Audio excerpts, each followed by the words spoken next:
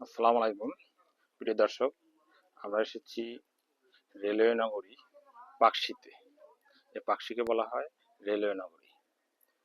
দেখেন, এখানে রেলওয়ের জন্য বিশাল অফিস এবং অফিসারদের জন্য কোয়ার্টার্স প্রভৃতি রয়েছে। এটা রেলওয়ের উত্তরবঙ্গের জন্য একটা অন্যতম স্থান। এই রেল নগরীতে রয়েছে শতবর্ষী করই গাছ, যে গাছগুলো কালের সাক্ষী, ব্রিটিশ আমলের সাক্ষী বহন করে।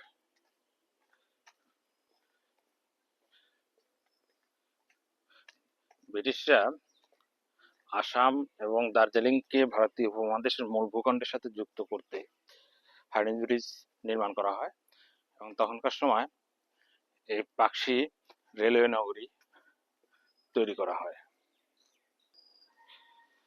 আমরা আপনাদেরকে দেখাবো যে 1898 সালের দিকে বাংলাদেশে বাগেরহাট অঞ্চলে যে সর্বপ্রথম যে কয়লা ভিত্তিক রেল ইঞ্জিন চালু ছিল সেটা, এবং 1971 সালে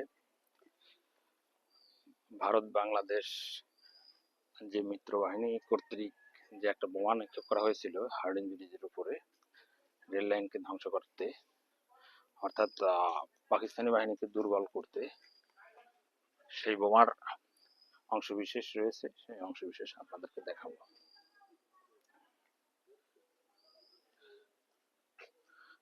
দেখুন, আপার ক্লাসের একটি বগি রয়েছে। তৎকালীন সময়ে ইঞ্জিন চালিত হতো কয়লা দিয়ে।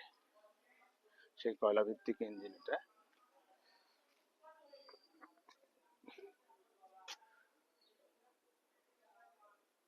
ড্রাইভারের বসার স্থান।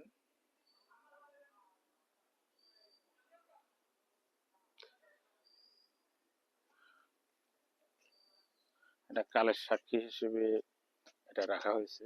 দেখুন লেখা 14 ফেব্রুয়ারি 1898 খ্রিস্টাব্দে রূপসা বাগেরহাট সেকশনে প্রথম চালু হওয়া ন্যারো গেজ 2 ফুট 6 ইঞ্চি ট্রেন।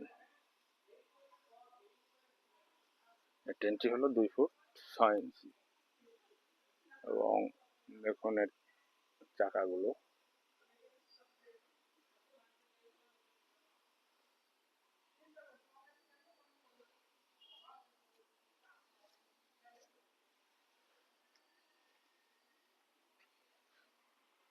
এই রেল ইঞ্জিনের পাশেই রয়েছে সেই নিক্ষিপ্ত বোমা। বিভাগীয় রেলওয়ে ব্যবস্থাপকের কার্যালয়ের সামনে এটা অবস্থিত।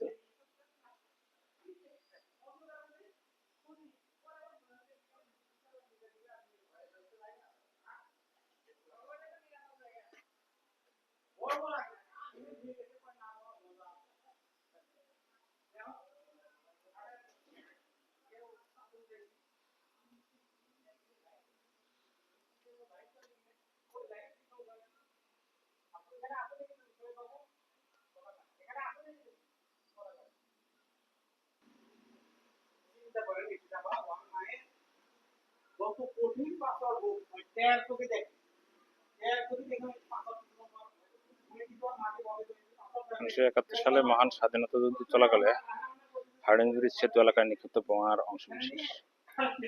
এই বোমা দিয়ে হার্ডিঞ্জ ব্রিজ ধ্বংসের মাধ্যমে পাকিস্তানিদের রেলওয়ে যোগাযোগ বিচ্ছিন্ন করে দেওয়া হয়।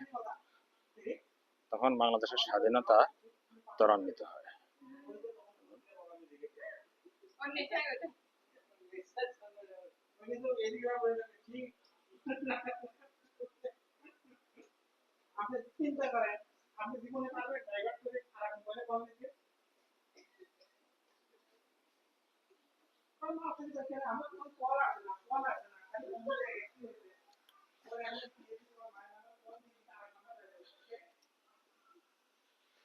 ব্রিটিশ আমলে নির্মিত রেলওয়ে অফিস দেখেন। এখন এখানে অসংখ্য লাল বিল্ডিং।